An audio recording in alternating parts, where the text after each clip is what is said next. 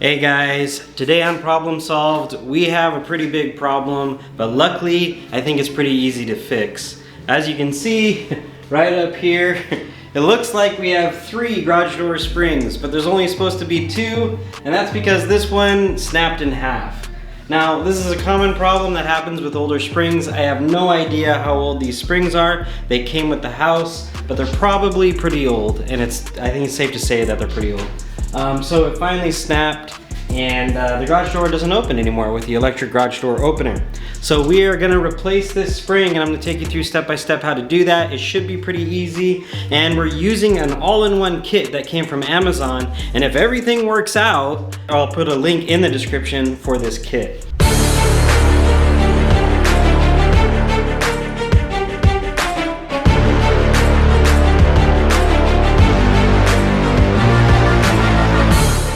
Alright, so here's the kit that we got from Amazon. It's $67, $70 shipped, I believe.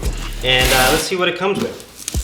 So it's got a pair of non-slip gloves. These are going to be good for winding the new spring and unwinding the old spring, but we'll go through that.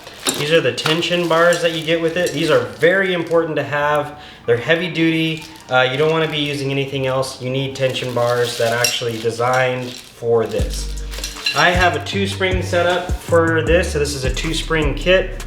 So here's one of the springs here, zip tied together, and the springs are specific to each side in order to tension the door. So there's one spring, here is the second spring.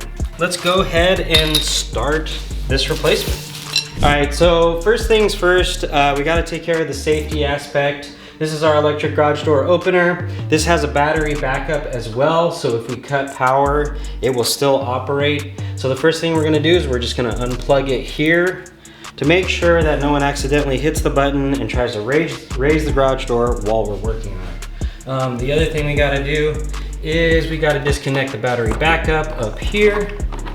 The other thing we're gonna do is we're gonna pull this. This will physically disconnect this part from our garage door so that it can't accidentally be pulled or anything like that. So you just pull that down. You should have this red thing as well. And that disconnects it and allows it to slide open and close manually. But, so we've done that. So now it's time to untension this spring here and get it removed. Before we untension the spring, there's one other safety thing that I wanna do. This is just an extra precaution.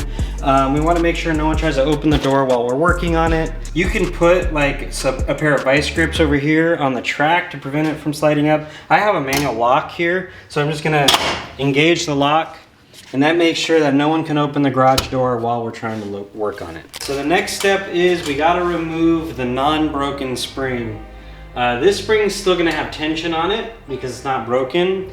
So using the non-slip gloves that came with the kit, and these are the bars, and we're gonna have to come right up here. So as I said, there's still gonna be tension on this spring, so you wanna be real careful. The first thing we're gonna do is we're gonna insert our rotation tool right there, and then we're gonna hold it firm, because as soon as we loosen these bolts right here, that tension's gonna be on your hand.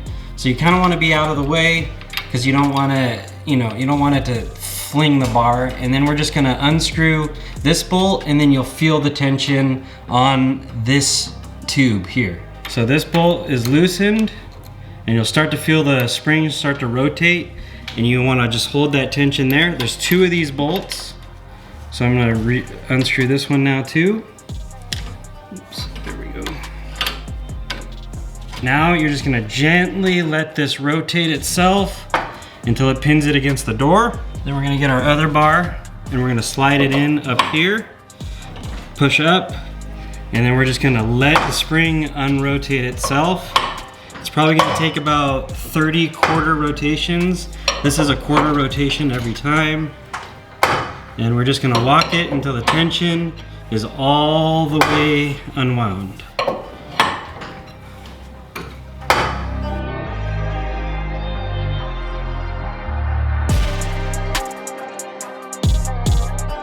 So we're getting to the very end, and there we go. No more tension on the spring, and it's pretty loose. All right, so for this side, we don't have to worry about that because it's broken, so there's no more tension on the spring.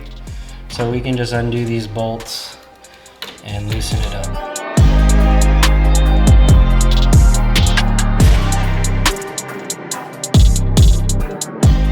All right, the spring is loose. So the next thing we have to do is we have to remove our little cable from this pulley that's on the side here. There's another pulley on the other end, but on here there's just a hook that you just unhook like that. And then we can just let this hang, and we're gonna put that back on later. And then we've got 2 more square head bolts up here on the pulley, and we're just gonna go ahead and remove those.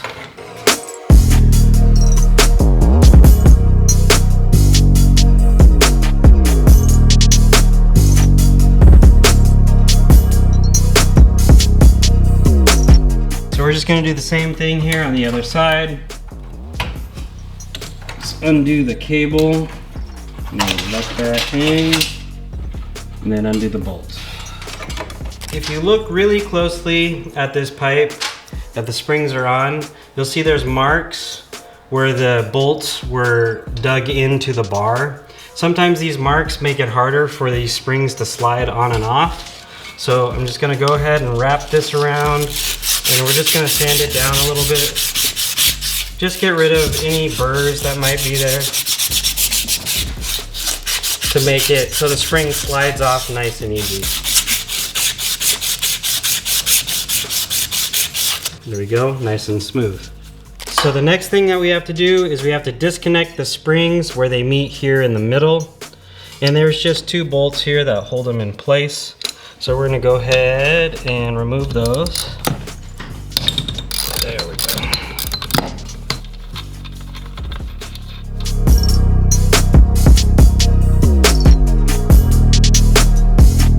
So now that we've detached the springs in the center, we can go ahead and remove these old springs.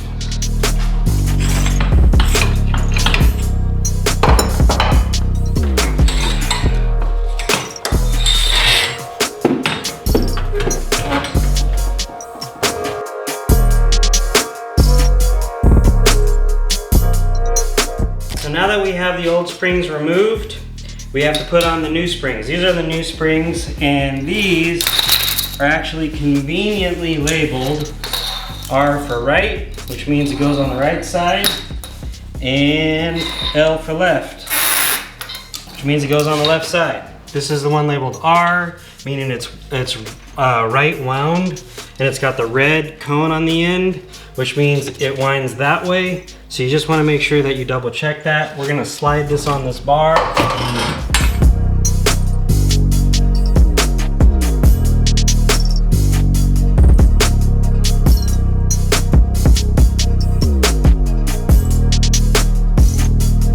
So now that we have both new springs on, we have to make them meet here in the middle around this plastic joiner right there.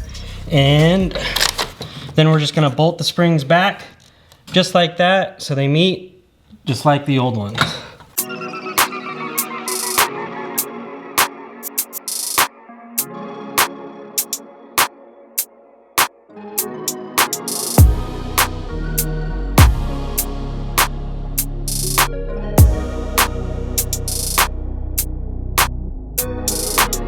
So the last step before we start tensioning the springs is we got to secure the pulleys on the end as well as the cables that guide the door up. So you want to make sure that your cable here is nice and taut because it needs to be tight to guide the door properly. Then we are going to tighten it up.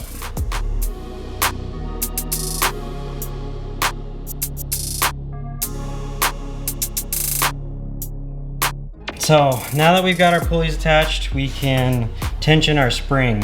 This is gonna take a little bit of time. It's gonna take about 30 to 31 turns, maybe 32 turns to rotate this. So we're just gonna step by step turn the cone here. That's 3 times.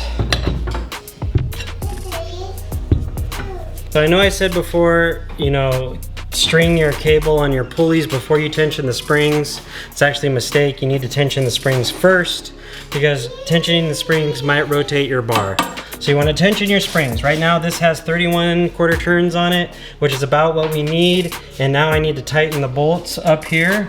So we're just gonna go ahead and tighten them. And basically what you wanna do is you wanna screw them down by hand as much as you can. And then you want to rotate them until you feel them make contact with the center bar. And once they make contact with the center bar, you can probably do like another turn and a half or so, maybe just another single turn. But there's a lot of tension on this spring, so you wanna make sure that the cone is secure. This is the cone here. So just tighten it down. An adjustable wrench really isn't the best tool for this. A regular wrench would be a little bit better, or even a square nut socket if you can find it.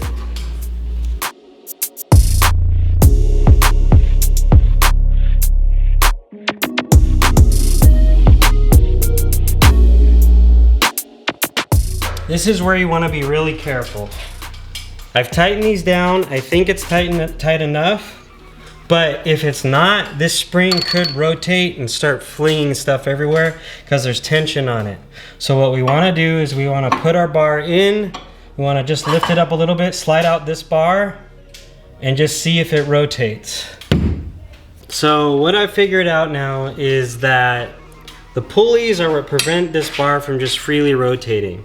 So you can hook them up first, or you can hook them up second after you tension the spring. But if you're gonna do it after you tension the spring, you wanna leave your rod here like this, so it keeps the spring from rotating while you tighten up the pulleys. Now that I've got the pulleys both set, I can lift this up a little bit, and then this shouldn't spin, and it doesn't spin, letting me know that the cone is tightened very well on this side. Now it's time to tension our second spring, and then we can hook everything back up. So now we've got both springs tensioned, and if this is all correct, then I should be able to remove this bar and not have it rotate, and it's not rotating, so we should be good there. Now we can hook everything up and test it. All right, so a couple things that you want to keep in mind when you're installing the springs. We've got all the new springs installed, everything is working fine, but as you tighten these pulleys, you want to make sure that the tension keeps tight on these cables on both sides, and that they're in the guide track that's on each pulley. So if you go around this side, you'll see the same thing. They have tension on the cable, and the cable's in the guide track on that pulley. You have to make sure that that tension stays on there. Some people do this by putting vice grips on the pipe itself as they're tensioning the springs, and that's a good way to do it. In this case, I had my wife here to help me, so she was able to keep the tension while I was tensioning up the springs and tightening everything down.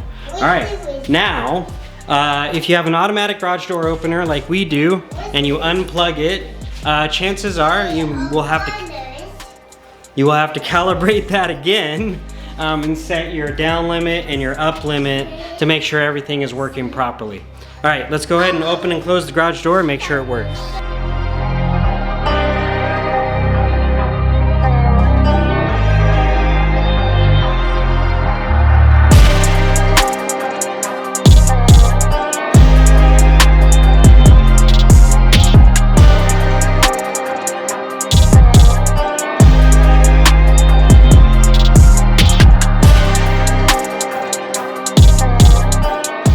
For joining me for this repair. I hope you guys found this helpful, and join me on the next problem solved.